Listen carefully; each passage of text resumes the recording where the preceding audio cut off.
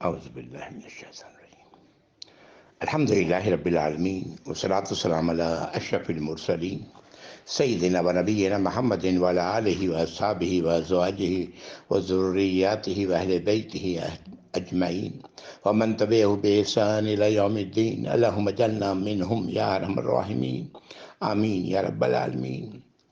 اعوذ باللہ من الشیطان الرجیم رب اشرح لی صدری ویسر لی امری واحلل عقدۃ من لسانی یفقہوا قولی اللہم اجعل ھذا لوجہک الکریم لا ریاء فیہ ولا سمع یا رب العالمین۔ ربنا تقبل منا انک انت السمیع العلیم وتب علینا انک انت التواب الرحیم آمین یا ارحم الراحمین۔ السلام علیکم ورحمۃ اللہ وبرکاتہ۔ اللہ رب العزت نے ہر انسان کے اندر تجسس کا مادہ رکھا ہے۔ تجسس، کھوج، آگے جاننا، یہ کسی میں کم کسی میں زیادہ، لیکن ہوتا ضرور ہے۔ عورتوں میں زیادہ ہوتا ہے تجسس کا مادہ مردوں کے مقابلے میں، واللہ عالم۔ میں نہیں کہہ سکتا صحیح، لیکن اندازاً میں نے یہ بات کہی ہے۔ تجسس کرنا چاہیے کسی حد تک، ان باتوں میں تجسس کرنی چاہیے جس میں تجسس کرنے کا فائدہ ہو، دنیاوی فائدہ ہو اور اللہ کی ناراضگی نہ ہو۔ خیال رہے یہ، ان معاملوں میں تجسس کرنا چاہیے، اور یا آخرت کا فائدہ ہو تو تجسس کرنی چاہیے۔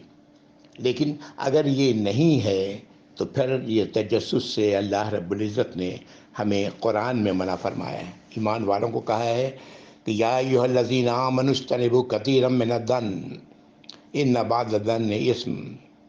اے ایمان والو، اپنے آپ کو بچاؤ بہت زیادہ گمان کرنے سے۔ گمان آپ جانتے ہیں، کسی چیز کے بارے میں اچھا یا برا تصور کر لینا۔ بے شک بعض گمان گناہ ہیں۔ ولا تجسسوا، اور تجسس مت کرو۔ ایمان والوں کو اللہ تعالیٰ مخاطب کر رہے ہیں، تجسس مت کرو۔ میں نے یہ بات آپ کے سامنے اس لیے رکھی کہ کچھ لوگوں نے یہ بات کہی کہ یہ واقعات جو ہم لوگوں نے پڑھے اس صورت میں داؤد علیہ السلام کے حوالے سے، اللہ نے انہیں جو کچھ دیا عطا فرمایا تھا، وہ آپ نے اس کو وضاحت اس کی نہیں کی۔ قرآن کے میں جو کچھ تھا وہ سب تک ہی رہ گئے۔ اسی طرح سلیمان علیہ السلام کے متعلق بات یہ ہے کہ یہ ہمارے جاننے سے نہ دنیا کا فائدہ ہے نہ آخرت کا فائدہ ہے۔ جو اسی لیے کہا گیا کہ جو شخص چلا گیا اس کے بارے میں بات مت کر، دنیا سے چلا گیا، اب اس کا معاملہ اللہ کے ساتھ ہے۔ اہم چیز یہ ہے کہ ان میں تجسس کا فائدہ کوئی نہیں، اور اس طرح کے سوالات شیطان دلوں میں اور زیادہ تجسس پیدا کرتا ہے، بہت کرتا ہے۔ اللہ تعالیٰ کی عطا جس کو جو چاہیں، جیسا چاہیں، جتنا چاہیں عطا کر سکتے ہیں۔ ویسے ہی داؤد علیہ السلام کے ساتھ ہے، پہاڑوں کو مسخر کر دیا۔ اب کس طرح مسخر کیا اللہ ہی بہتر جانتے ہیں۔ ان کے ساتھ تسبیح کرتی تھی، اللہ کے راستے میں بھاگ دوڑ کیا کرتی تھی، سبحان اللہ۔ پرندے اکٹھے ہو جایا کرتے تھے، اور سلیمان علیہ السلام کو ہوا مسخر کر دیا، جنات ان کے قابو کر دیا، وغیرہ وغیرہ وغیرہ جو بھی ہیں اس طرح کی چیزیں۔ تو فائدہ کیا ہے ہمیں تجسس کر کے؟ اس لیے گریز کرنا چاہیے اس سے۔ میری بات پر غور کیجیے گا۔ سورۃ البقرہ میں ہم لوگ پڑھ چکے ہیں، تلک امۃ قد خلت لہا ما کسبت۔ وہ ایک امت تھی جو گزر گئی، گزر چکی وہ۔ لکم ما کسبتم لہا ما کسبت، ان کے لیے وہ تھا جو انہوں نے کمائی کی، اور تمہارے لیے وہ ہے جو تم کمائی کرو گے۔ ولا تسألون عما كانوا يعملون، اور تم سے یہ سوال نہیں کیا جائے گا کہ وہ لوگ کیا کام کرتے تھے، کیا عمل تھے ان کے۔ 2 بار یہ آیت آئی ہے، بالکل لفظ بلفظ سورۃ البقرہ میں۔ اس لیے میں خود بھی اور دوسروں کو بھی چاہتا ہوں کہ ایسے معاملات میں تجسس نہ کریں جس سے کوئی فائدہ نہیں۔ یوٹیوب پر دیکھیں، بڑے سارے سوالات ایسے ملتے ہیں جن کا تعلق کوئی ہے، ان کو جان لینے پر کیا ملے گا؟ ہمیں کچھ نہیں ملے گا، نہ دنیاوی فائدہ حاصل ہوگا نہ آخرت کا کوئی فائدہ۔ گریز کرنا چاہیے ایسے تجسس سے۔ اللہ تعالی ہم سب کو اس کی توفیق عطا فرمائے، آمین یا رب العالمین۔ سورہ صاد 23ویں پارے کی یہ صورت ہم لوگ پڑھ رہے ہیں۔ پچھلی نشست میں ہم لوگ آیت نمبر 64 تک آئے تھے، 64، کہ کس طرح جہنمی آپس میں ایک دوسرے سے جھگڑ رہے ہوں گے۔ اللہ تعالی ہم سب کو جہنم سے محفوظ رکھیں یا رب العالمین۔ یہ آیت نمبر 64 تھی جو ہم لوگوں نے پڑھی تھی۔ اللہ رب العزت نے جہنم کی بہت ساری باتیں ہمارے سامنے رکھی ہیں تاکہ ہم اپنے آپ کو جہنم سے بچائیں، اس مصیبت سے بچائیں جس سے ہم بچ تبھی سکتے ہیں جب ہم اللہ کی ناراضگی سے بچنے والے ہوں گے، اللہ کی ہدایات پر عمل کرنے والے ہوں گے، اللہ کی منع کردہ چیزوں میں اپنے آپ کو بچائیں گے، اللہ کی ناراضگی سے اپنے آپ کو بچائیں گے، تبھی بچ سکتے ہیں۔ اللہ تعالیٰ اس کی توفیق عطا فرمائے، اور اسی کو اللہ رب العزت نے متقی کا نام دیا۔ ایسے لوگ متقین ہیں جو یہ روش اختیار کرتے ہیں دنیا کی زندگی میں۔ اللہ رب العزت ہم سب کو متقی بنائے۔ آج آیت نمبر 65 سے آگے بڑھتا ہوں۔ اعوذ باللہ من الشیطان الرجیم۔ قل انما انا منذر، آپ کہہ دیں اے نبی صلی اللہ علیہ وسلم کہ بے شک میں تو خبردار کرنے والا ہوں۔ وما من الہ الا اللہ الواحد القہار، اور تمہارے لیے کوئی الہ نہیں سوائے اللہ کے جو اکیلے ہیں اور قہار ہیں، ہر شے پر چھائے ہوئے ہیں، ہر شے پر اللہ کی قدرت ہے۔ ہر کوئی بھی شے، کوئی بھی چیز، دنیا کی کائنات، اس کائنات کی کوئی بھی ایسی شے نہیں جو اللہ کے اختیار سے، اللہ کے غلبے سے بچی ہوئی ہو۔ یہی وہ بات ہے جب ہم کہتے ہیں اشہد ان لا الہ الا اللہ، میں گواہی دیتا ہوں کہ اللہ کے سوا کوئی الہ نہیں، لیکن اس کے باوجود ہم لوگ کیا کر رہے ہیں؟ غور کریں۔ درباروں پہ جاتے ہیں، پتہ نہیں ولی اللہوں کے مزاروں پر جاتے ہیں اور جا کے دعائیں کرتے ہیں۔ ہمارا تعلق تو صرف ایک اللہ سے ہونا چاہیے، صرف اور صرف اللہ، وہی الہ ہیں، وہی سب کچھ دینے والے ہیں، وہی جو چاہیں لینے والے ہیں۔ جو کچھ آتا ہے اللہ ہی کی طرف سے آتا ہے، اور جو کچھ جائے گا اللہ ہی کی رب العزت کے اسے دور کریں گے۔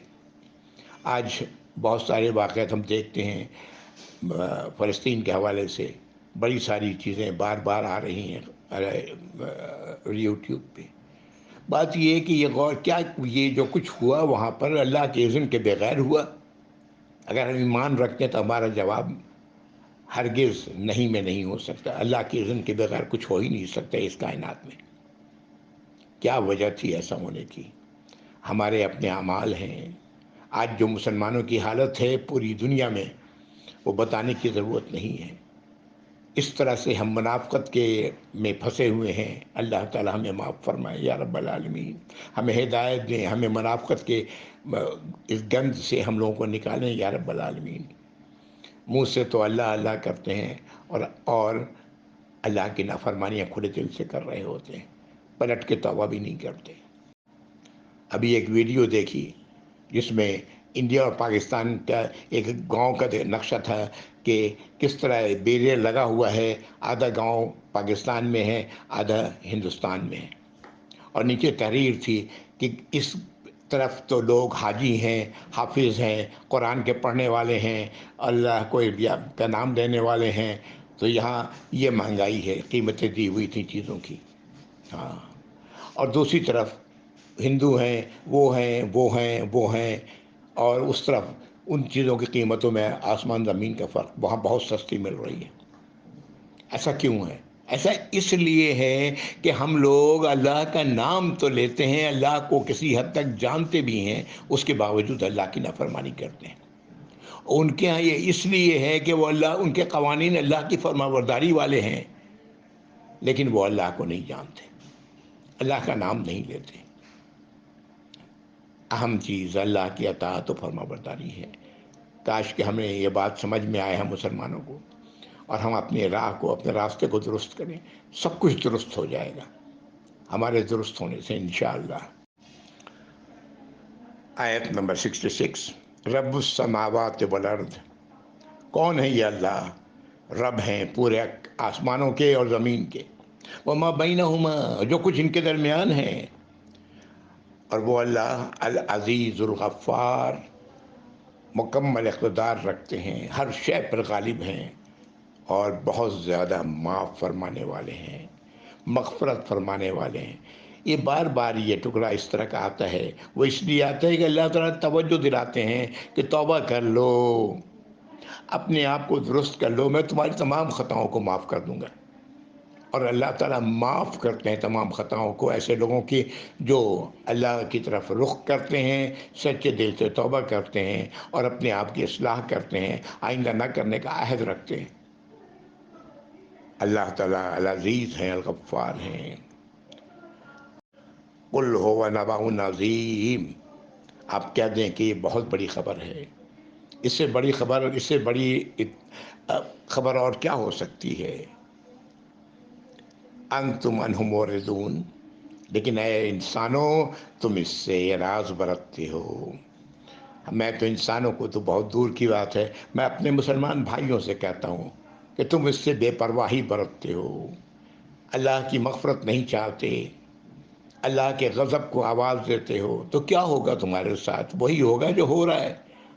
یہ عذاب ہے اللہ کا، ہم کیوں نہیں سمجھتے؟ اللہ کا عذاب، عذاب کہتے کس کو ہیں؟ وہ چیز جو تکلیف پہنچائے۔ کیا یہ آج کے حالات ہمیں تکلیف نہیں پہنچا رہے؟ ایمان والوں ہی کا دل مطمئن ہوتا ہے اللہ کی طرف، اللہ کو یاد رکھنے والے لوگوں کا، لیکن دوسروں کا۔ آیت نمبر 69، ما کان لی من علم بالملأ الاعلی اذ یختصمون، نبی کریم صلی اللہ علیہ وسلم سے کہلوایا جا رہا ہے، آپ فرما رہے ہیں کہ میرے پاس ملأ الاعلی کا کوئی علم نہیں، جب وہ آپس میں کسی بات پر مخالفت کر رہے تھے یا کسی بات پر ان کی رائیں الگ الگ تھیں۔ این یوحا الیہ، نہیں ہے مگر یہ وحی کی گئی ہماری طرف، الا انما انا نذیر مبین، اور نہیں ہوں میں اس کے علاوہ کچھ بھی کہ خبردار کرنے والا آنے والے وقت سے کھول کھول کر وضاحت کے ساتھ۔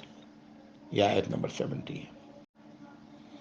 آج اس امت میں ایسے لوگ ہیں جو نبی کریم صلی اللہ علیہ وسلم کو زندہ جانتے ہیں اس وقت سے، آدم علیہ السلام کے وقت سے، نعوذ باللہ۔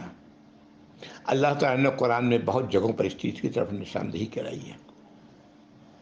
یہاں پر بھی یہ بات آپ سے کہلوائی جا رہی ہے کہ مجھے اس بات کی تو خبر نہ تھی، جب فرشتے، ملائکہ اعلیٰ سے مراد فرشتے ہیں، آپس میں کسی بات پر اختلاف کر رہے تھے، میری طرف وحی کی گئی ہے۔ کاش کے لوگ، ایسے لوگ اپنی سوچ کو درست کریں یا رب العالمین۔ ملائکہ اعلیٰ یہ بلند و بالا جو لوگ ہیں، جس سے یہاں پر مراد ہے فرشتے۔ ایک روایت ملتی ہے نبی کریم صلی اللہ علیہ وسلم سے، ذرا طویل ہے لیکن سننا چاہیے اسے۔ ایک صحابی روایت کرتے ہیں کہ نبی کریم صلی اللہ علیہ وسلم نے فجر کی نماز میں بہت دیر کر دی، یہاں تک کہ سورج طلوع ہونے کا وقت آ گیا، پھر بہت جلدی کرتے ہوئے آپ تشریف لائے، تکبیر کہی گئی اور آپ نے ہلکی نماز پڑھائی۔ ہلکی نماز سے مراد چھوٹی سورت۔ یہ شاید آپ لوگوں کو پتہ ہوگا کہ نبی کریم صلی اللہ علیہ وسلم نے فجر کی نماز میں کبھی سورۃ الفلق، کیا کہتے ہیں، قل اعوذ برب الفلق، سورۃ الفلق، اور دوسری رکعت میں سورۃ الناس بھی پڑھائی ہے۔ یہ سب اس لیے ہے کہ ہمارے لیے، امت کے لیے آسانی ہو جس میں، اس لیے ایسا آپ صلی اللہ علیہ وسلم سے اللہ نے کروایا۔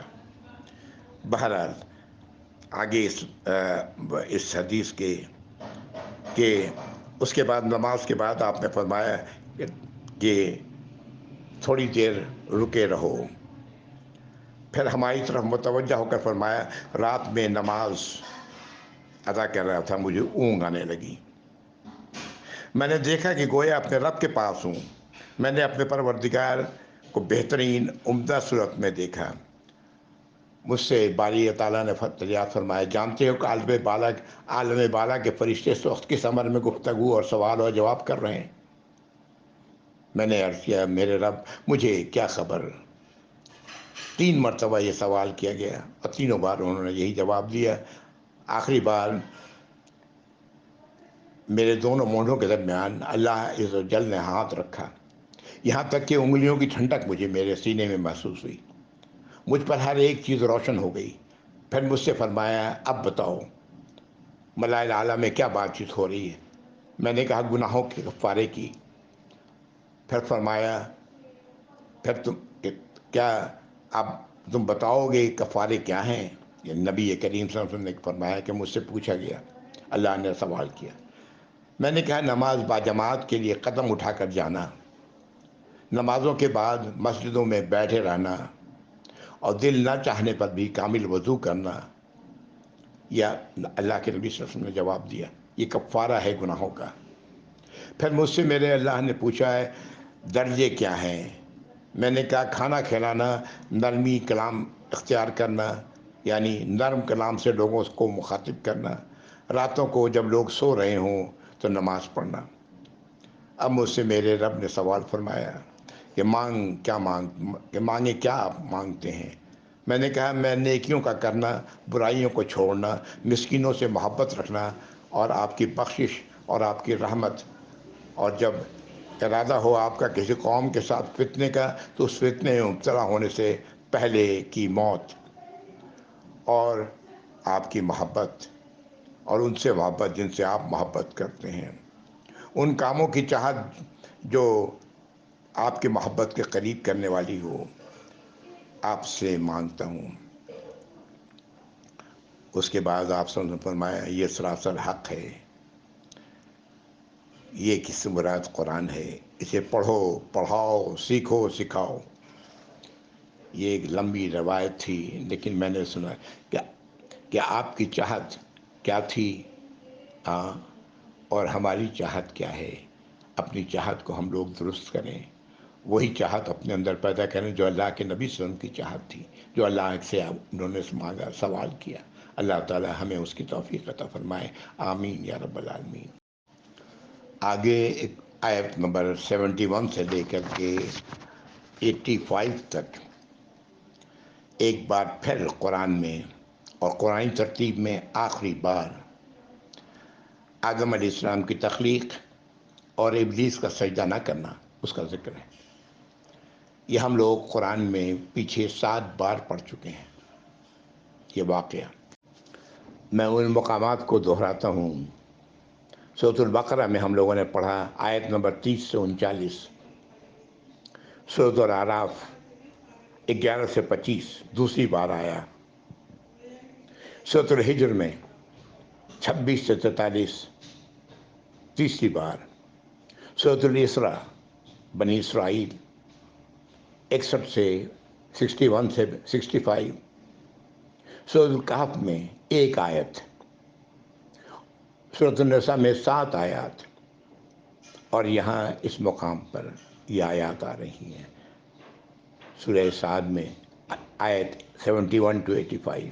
یہ اتنی بار ہم لوگوں نے یہ واقعات پڑھے، اب بار بار اللہ تعالیٰ نے اسے کیوں دہرایا ہے کہ ہم شیطان کی صفات کو نہ اپنائیں۔ اللہ اس کی کیا صفت تھی؟ اللہ کی نافرمانی، اور نافرمانی کرنے کے بعد اس باوجود اس نے وہ نافرمانی پر اڑا رہا، اپنے آپ کو درست نہیں کیا بلکہ اللہ سے مہلت مانگی کہ مجھے مہلت دیں، میں ثابت کروں گا کہ یہ جس کو آپ نے مقام عطا فرمایا ہے، انسان فرشتوں سے سجدہ کروایا ہے، ان میں کمی ہوں گے جو آپ کے شکر گزار ہوں گے۔ اللہ تعالی ہم سب کو اپنا شکر گزار بنائے. اللہم اجعلنی من الشاکرین، اے اللہ ہمیں شکر کرنے والوں میں بنائے یا رب العالمین، آمین یا رب العالمین. اعوذ باللہ من الشیطان الرجیم. آیت نمبر 71 سے شروع کر رہا ہوں. اذ قال ربک للملائکۃ انی خالق بشر من طین. اور جب کہا تمہارے رب نے فرشتوں سے کہ بے شک میں خالق ہوں، بنانے والا ہوں ایک بشر مٹی سے. فَإِذَا سَوَيْتُهُ وَنَفَخْتُ فِيهِ مِن رُوحِي، تو جب میں اس کو درست کر لوں اور اس میں اپنے روح میں سے پھونک دوں. فَقَعُوا لَهُ سَاجِدِينَ، تو تم لوگ گر پڑنا اس کے لیے سجدے میں. فرشتوں کو کہا گیا کہ سجدے میں. اللہ تعالیٰ فرما رہے ہیں کہ اس کے بن جانے کے بعد جب اس میں اپنے روح میں پھونک دوں تو تم لوگ سجدے میں گر پڑو گے. اس روح سے مراد میری نظر میں جو ہے وہ میں آپ کے سامنے عرض کرتا ہوں. یہ روح وہ اختیار ہے جو اللہ رب العزت نے انسان کو دیا ہے اپنے اختیار میں سے. میری نظر میں یہ لفظ روح اس معنی میں ہے، اور جو روح کا لفظ ہم لوگ استعمال کرتے ہیں یہ وہ اختیار ہے جو اختیار مرنے کے ساتھ ہی ختم ہو جاتا ہے. انسان سے روح قبض کر لی جاتی ہے، وہ اختیار اللہ تعالیٰ واپس لے لیتے ہیں. واللہ عالم. فسجد الملائکۃ کلہم اجمعون، تو تمام کے تمام فرشتوں نے سجدہ کیا، ہر ایک نے، الا ابلیس، سوائے ابلیس کے. استکبر وکان من الکافرین، اس نے تکبر سے کام لیا اور وہ ہوا کس میں سے؟ کافروں میں سے. نافرمانی کرنے والا کافر ہے.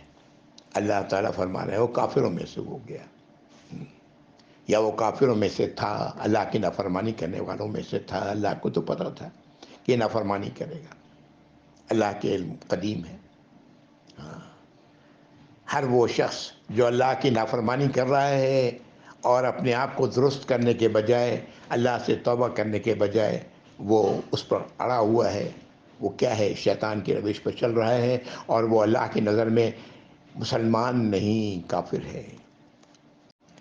قال یا ابلیس ما منعک ان تسجد لما خلقت بیدی. اللہ تعالیٰ نے فرمایا اے ابلیس، کیا ہوا کہ تم سجدہ نہیں کیا، سجدہ کرنے سے رک گئے، روک دیا تمہیں سجدہ کرنے سے اسے جسے میں نے اپنے ہاتھ بنایا ہے، اپنے ہاتھوں بنایا ہے. محاورہ ہے، کہنے کا مطلب یہ ہے کہ جسے ہم نے پیدا کیا، جسے ہم نے بنایا، تخلیق کی، اس کو سجدہ کیوں نہیں کیا تم نے؟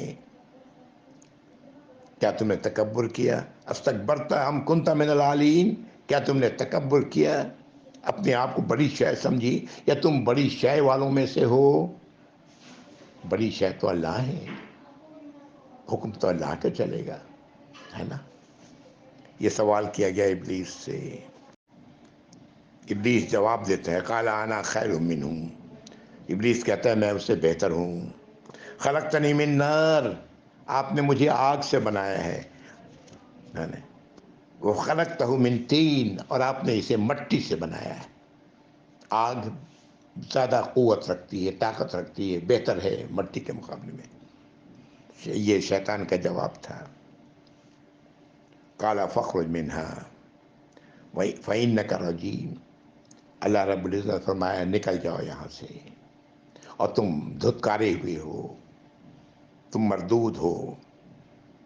وَإِنَّ عَلَيْكَ لَعْنَتِي إِلَى يَوْمِ الدِّينِ، اور تجھ پر لعنت ہے